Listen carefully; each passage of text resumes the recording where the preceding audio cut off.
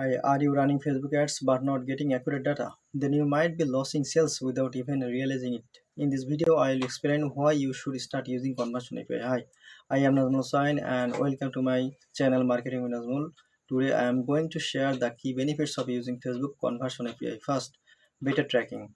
With Conversion API, your data is not only sent from the browser but also from your server, so data loss is much lower. Second, more accurate data. Sometimes Facebook Pixel misses important events, but Conversion API helps capture more completed data.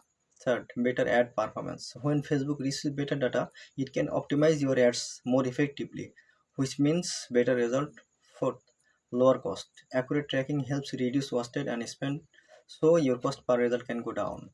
Another important point, even if user have iOS restriction or ad blockers, Conversion API can still track data because it works server side. And finally, future-proof system with increasing privacy rules. Conversion API is becoming essential for advisors. In my experience account with proper Conversion API setup, performance must better than those using only Pixel.